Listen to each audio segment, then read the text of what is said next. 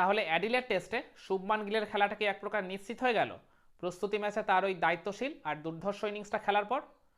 Pink বল টেস্টকে সামনে রেখে ভারত আর অস্ট্রেলিয়ার প্রাইম মিনিস্টার ইলেভেনের মধ্যে একটা প্র্যাকটিস ম্যাচ খেলা হওয়ার কথা ছিল ওই 30শে নভেম্বর আর 1লা ডিসেম্বর, এই 2 দিন ব্যাপী। প্রথম দিনটা তো বৃষ্টির কারণে একেবারে পুরোপুরি ভেস্তে গেছিল, মাঠে এক বলও গড়ায়নি। তো দ্বিতীয় দিন এই দুই দল নিজেদের মধ্যে সিদ্ধান্ত নেয় তারা একটা ওডিআই টাইপ ম্যাচ খেলবে। তো ওই জায়গায় ভারত অধিনায়ক রোহিত শর্মা টস জিতে প্রথমে বোলিং করার সিদ্ধান্ত নিলেন। অস্ট্রেলিয়ার প্রাইম মিনিস্টারের ইলেভেনের শুরুটা একেবারেই ভালো হয়নি। ভারতের ওই মোহাম্মদ সিরাজ মানে পঞ্চম ওভারের পঞ্চম বলেই তাদের শিবিরে প্রথম আঘাতটা হানেন। 12 রানে অস্ট্রেলিয়ার প্রাইম মিনিস্টার ইলেভেনের প্রথম উইকেটটা চলে যায়। এর ঠিক ভেরি নেক্সট ওভারই আকাশদীপ তাদের শিবিরে দ্বিতীয় আঘাতটা হানেন। তো ফলে 22 রানে তাদের 2 উইকেট চলে যায়। এরপর 10 ওভার শেষে তাদের স্কোরটা ছিল 2 উইকেটে 29। এরপর ওই ক্রিজে থাকা দুই ব্যাটার ওই স্যাম কনস্টাস আর জ্যাক ক্লেটন তারা প্রথম দিকটা আর কি খুব দেখে শুনে ধীরে সুস্থে শুরু করলেও আস্তে আস্তে তারা নিজেদের খোলস থেকে বেরিয়ে শট খেলা শুরু করেছিলেন। বেশ ভালো ভালো কিছু শট তারা ওই জায়গায় নেগোশিয়েট করছিলেন ভারতীয় বোলারদের এগেনস্টে। এরপর 20 ওভার শেষে তাদের স্কোরটা চলে যায় 2 উইকেটে 111। এরপর তাদের মধ্যে একটা 100 রানের জুটিও গড়ে ওঠে। যখন এই জুটিটা ধীরে ধীরে বেশ ভয়ঙ্কর হয়ে উঠছে তখন 23 নম্বর ওভারে অ্যাটাকে এসে হার্ষিত রানা এই পার্টনারশিপটাকে ভাঙন ধরান। ক্রিজে সেট হয়ে যাওয়া জ্যাক ক্লেটনকে একটা ব্যাক অফ দ্য লেন্থের ডেলিভারিতে বলটা কিছুটা আর কি স্কিট করে লো হয়ে গেছিল। তো ওই জায়গায় ক্লেটন পুরোপুরি বিট হয়ে তিনি বোল্ড হয়ে গেলেন। ফলে 3 উইকেটে তাদের স্কোরটা হয়ে যায় 131। আর এই দুজনের মধ্যে 109 রানের জুটিটা ওই জায়গায় ভেঙে যায়। এর ঠিক এক বল পরেই ওই হার্ষিত রানা আরেকটা উইকেট তুলে নেন। একদম ফুল লেন্থের একটা ডেলিভারি ছিল, তো ব্যাটার ওই জায়গায় বলের লাইনটা পুরোপুরি মিস করে তিনিও বোল্ড হয়ে গেলেন। 4 উইকেটেই তাদের স্কোরটা হয়ে গেল 131। এর এক ওভার পরই মানে হার্ষিত রানার ঠিক ভেরি নেক্সট ওভারই মানে ইনিংসের 25 নম্বর ওভারে এসে তিনি আবারও দুটো উইকেট তুলে নেন। ওই প্রথম বলে তিনি শর্ট অফ দ্য লেন্থের একটা ডেলিভারিতে ওই জায়গায় ব্যাটারকে পুল করতে বাধ্য করলেন। ফলে ডিপ স্কোয়ার লেগে ফিল্ডিং করা প্রসিদ্ধ কৃষ্ণার হাতে ক্যাচ দিয়ে তিনি প্যাভিলিয়নে ফেরত গেলেন। এর ঠিক এক বল পরেই তিনি অলমোস্ট ওই same line same length same করিডোরেরই একটা ডেলিভারিতে ওই একইভাবে ওই ডিপ স্কোয়ার লেগে পুল করতে বাধ্য করলেন। ওই প্রসিদ্ধ কৃষ্ণার হাতেই ক্যাচ দিয়ে ব্যাটার প্যাভিলিয়নে ফেরত চলে গেলেন। ফলে অল অফ আ সাডেন ওই 2 উইকেটে 131 থেকে ওই প্রাইম মিনিস্টার ইলেভেনের স্কোরটা হয়ে গেল 6 উইকেটে 133। মাত্র 2 রানের মধ্যেই তারা 4টা উইকেট হারিয়ে ফেলে 2 ওভারের মধ্যেই। প্রবল চাপের মধ্যে তখন তারা ঢুকছিল, কিন্তু এরপর সপ্তম উইকেটে ওই তাদের ওই সেট হয়ে যাওয়া ওপেনার ওই স্যাম কনস্টাস আর হ্যান্নো জ্যাকবসের মধ্যে 67 রানের একটা জুটি গড়ে ওঠে। এই দুজনের জুটিটার জন্যই তাদের স্কোরটা ওই 200 রানের গন্ডি টপকালো। এর মাঝে স্যাম কনস্টাস নিজের সেঞ্চুরিটাও তুলে নেন। চমৎকার একটা সেঞ্চুরি তিনি ভারতের এই বাঘা বাঘা বোলারদের বিরুদ্ধে করলেন।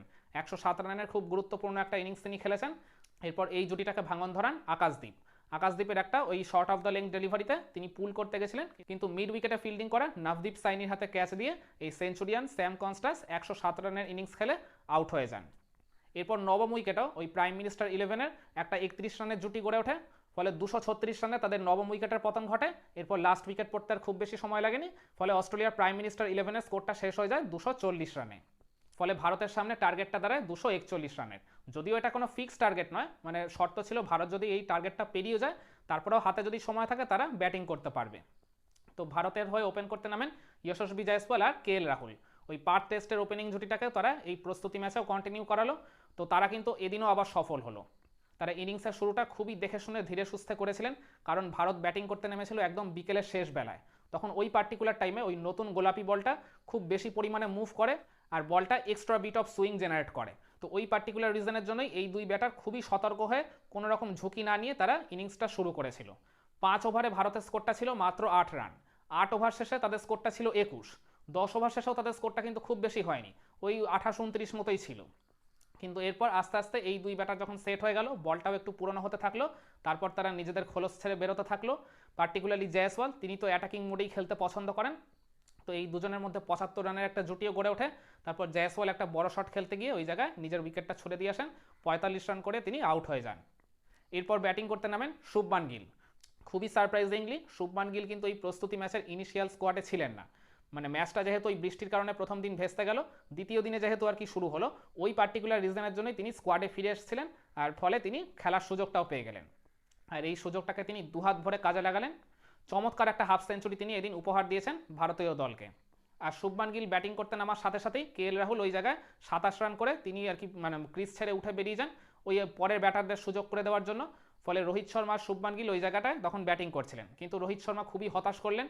একটা লেট সুইং হওয়া ডেলিভারিতে তিনি ওই জায়গায় আউটসাইড এজ হয়ে ফার্স্ট স্লিপের হাতে ক্যাচ দিয়ে প্যাভিলিয়নে ফেরত চলে গেলেন। ফলে 11 বলে মাত্র 3 রান করেই তার ইনিংসটা শেষ হলো। যদিও তিনি এদিন 4 নম্বরে ব্যাটিং করতে নেমেছিলেন, কিন্তু তারপর নীতিশ কুমার রেড্ডি আর এই শুভমান গিলের মধ্যেই 92 রানের একটা জুটি গড়ে ওঠে। দুজনেই খুবই আক্রমণাত্মকভাবেই খেলছিলেন, পার্টিকুলারলি নীতিশ কুমার রেড্ডির কথা তো বলতেই হবে। মনে হচ্ছিল যেন তিনি ওই পার্থ টেস্টের সেকেন্ড ইনিংসে যেভাবে ব্যাট করছিলেন ওইখান থেকেই এই ইনিংসটা শুরু করেছিলেন। আর অপরদিকে শুভমান গিলও বেশ স্টেডি ছিলেন, তিনি আর কি রক্ষণ আক্রমণের বেশ একটা সংমিশ্রণ রেখেই ব্যাটিং করে যাচ্ছিলেন। তো ফলে তিনি 62 বলে নিজের 50টাও দিন তুলে নেন। 7খানা তিনি বাউন্ডারি মেরেছেন ইনিংসে।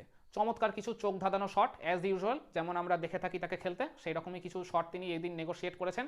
50 পাওয়ার সাথে সাথেই তিনি আর কি ক্রিজ ছেড়ে উঠে আসেন ওই পরের ব্যাটারদের সুযোগ করে দেওয়ার জন্য। এরপর ব্যাটিং করতে আসেন ওয়াশিংটন সুন্দর, কিন্তু ওয়াশিংটন সুন্দর ক্রিজে আসার সাথে সাথেই নীতিশ কুমার রেড্ডি ওই প্রাইম মিনিস্টার 11-এর একজন স্পিনারকে স্লগ সুইপ করতে গিয়ে লাইন মিস করে তিনি বোল্ড হয়ে যান। 32 বলে 42 রানের একটা ঝোড়ো ইনিংস তিনি খেলেছেন। এরপর ওয়াশিংটন সুন্দর আর রবীন্দ্র জাডেজার মধ্যে একটা 37 রানের জুটি গড়ে ওঠে। পার্টিকুলারলি জাডেজাই এই পার্টনারশিপটাকে লিড করে নিয়ে যাচ্ছিলেন। তিনি 31 বলে 27 রানের একটা ফ্যান্টাস্টিক ইনিংস খেলেছেন, কিন্তু খুবই আনফর্চুনেটলি তিনি ওই ম্যাট রেনশর একটা ডেলিভারিতে কট অ্যান্ড বল হয়ে প্যাভিলিয়নে ফেরত চলে গেলেন। তখন ভারতের স্কোরটা হয়ে গেল 4 উইকেটে 219। এরপর সরফরাজ খান ব্যাটিং করতে নামলেন, কিন্তু সরফরাজ খানকে আর সেভাবে কোনো কাজই করতে হয়নি, বাকি কাজটা করে দিয়েছেন ওই ওয়াশিংটন সুন্দর একাই। তিনি আর কি দায়িত্ব নিয়ে ওই অস্ট্রেলিয়ার প্রাইম মিনিস্টারের ওই 240 রানের গন্ডি টপকে দেন ভারতকে। আমি তো বলেইছিলাম রানটা টপকে গেলেই ভারতের ইনিংস যে ওইখানেই শেষ হয়ে যাবে, বিষয়টা এরকম নয়। হাতে যতক্ষণ সময় থাকবে ভারত ব্যাটিং করতে পারবে, যেহেতু এটা প্রস্তুতি ম্যাচ। তো কিন্তু সরফরাজ ওই জায়গায় নিজের উইকেটটা ছুড়ে দিয়ে আসেন, মাত্র 1 রান তিনি করেছেন 4 বল খেলে। এরপর ওয়াশিংটন সুন্দরের সাথে যোগ দেন দেবদূত পার্টিকেল। তো দেবদূত পার্টিকেলও শেষমেশ 4 রান করে অপরাজিত ছিলেন, আর ওয়াশিংটন সুন্দর 42 রানের একটা ফ্যান্টাস্টিক ইনিংস খেলে তিনিও নট আউট ছিলেন শেষ পর্যন্ত।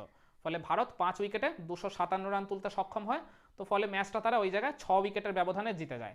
তো দেখতে গেলে ব্যাটিং, বোলিং, ফিল্ডিং এই 3 ডিপার্টমেন্টেই এই প্রস্তুতি ম্যাচে ভারতের প্রিপারেশনটা বেশ ভালো মতোই হয়েছে। যদিও এটা 2 দিন ব্যাপী ম্যাচ ছিল, আরেকটা দিন খেলার সুযোগ পেলে আমি মনে করি একটু বেটার হতো, কিন্তু এই একদিনের প্রস্তুতিতেও তাদের প্রিপারেশনটা যে খুব খারাপ হয়েছে এরকমটা আপনি একেবারেই বলতে পারবেন না। শুধু একটাই আর কি খচখচানি থেকে গেল মনের মধ্যে, রোহিত শর্মা যদি একটু রান পেতেন ওই অ্যাডিলেড টেস্টের আগে তাহলে আরেকটু বেটার হতো। আর রবিচন্দ্রন অশ্বিন মানে খুবই সারপ্রাইজিংলি তাকে এদিন 1 ওভারও বল করতে দেখা গেল না, ইভেন তাকে মানে ফিল্ডিং করার জন্য মাঠেই নামতে দেখা যায়নি। আমরা তো জানি অ্যাডিলেড টেস্টে রবিচন্দ্রন অশ্বিনের কথা মাথায় রেখেই ভারতীয় টিম ম্যানেজমেন্ট এগোচ্ছে, মেবি তাকেই হয়তো একমাত্র স্পিনার হিসেবে ভারতের একাদশে দেখা যাবে। সুতরাং তিনি যদি এদিন কয়েক ওভার বল করে একটু মানে ঝালিয়ে নিতে পারতেন নিজেকে, আমার মনে হয় তাহলে আরেকটু বেটার হলেও হতে পারতো। জানি না অশ্বিনই আর কি একাদশে শেষ পর্যন্ত থাকবেন নাকি জাডেজা বা ওয়াশিংটন সুন্দরকেও খেলানো হতে পারে, সেটা তো পরের ব্যাপার। কিন্তু জাডেজা, ওয়াশিংটন সুন্দর কিছু ওভার বল করলেও তারা একটা করে উইকেট পেলেও অশ্বিনকে এদিন মাঠে নেমে কয়েক ওভার বল করতে দেখলে আরেকটু আমরা স্যাটিসফাইড হতাম। যদি আপনারা এই ম্যাচটা দেখে থাকেন, সেটা লাইভ হোক কিংবা হাইলাইটস হোক, তাহলে আপনাদের কি মনে হয় এই প্রস্তুতি ম্যাচটায় ভারতের প্রিপারেশনটা ঠিক কেমন হলো ওই অ্যাডিলেডের পিঙ্ক বল টেস্টকে সামনে রেখে? কমেন্ট করে আপনার মতামতটা জানাবেন নাকি।